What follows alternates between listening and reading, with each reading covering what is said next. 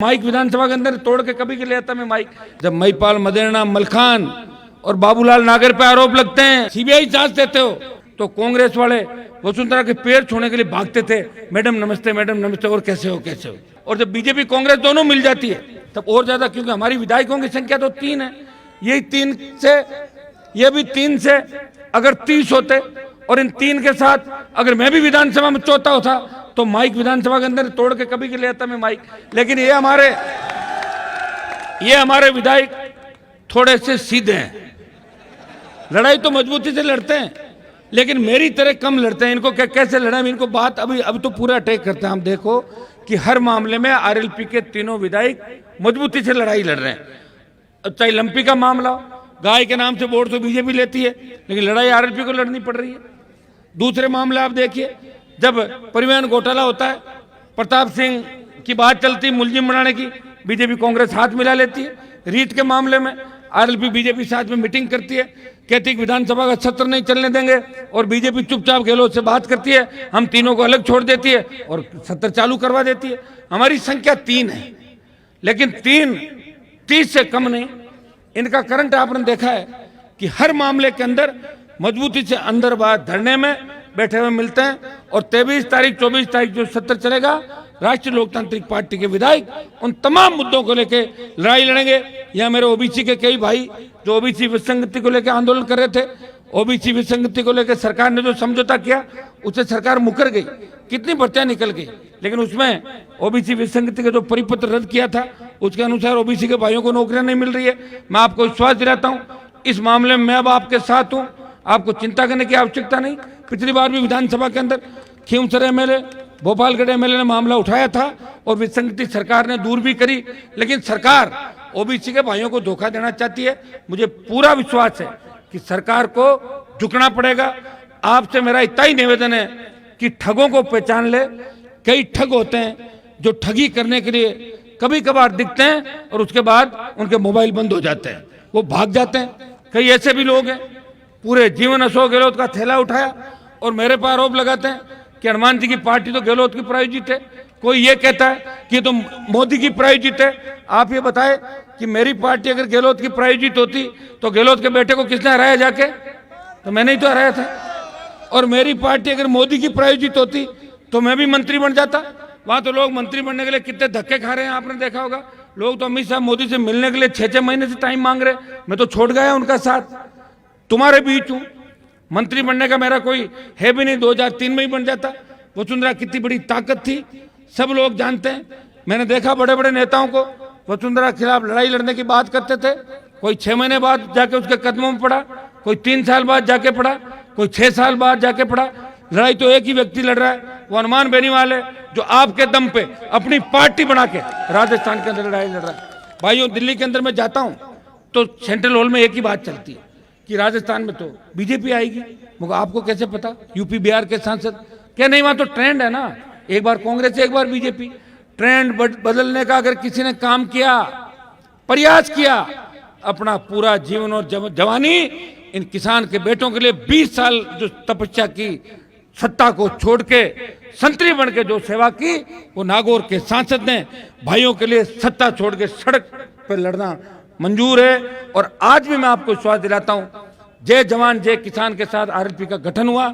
जब भी आपको मेरी आवश्यकता पड़ेगी, बिना पूछे आप मुझे टेलीफोन करेंगे, मिलेंगे और मैं आपके साथ खड़ा मिलूंगा।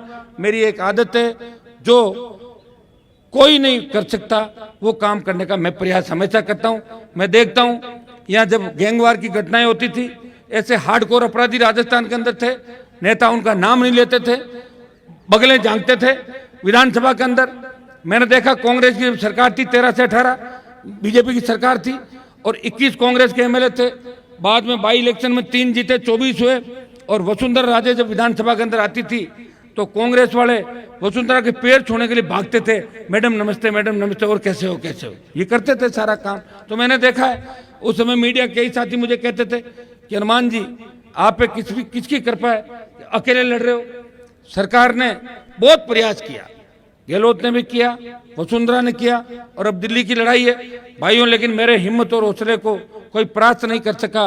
जब भी किसान का बेटा राजस्थान में तकलीफ में आया, जब भी किसान राजस्थान के अंदर तकलीफ में आया, जब भी भ्रष्टाचार इस राजस्थान के अंदर हुआ, पीड़ित चाहे थानागाजी की दलित युवती के रेप का मामला हो, हनुमान बेनीवाल दौसा में जाता है और रेलवे ट्रैक पे मुकदमे दर्ज होते हैं।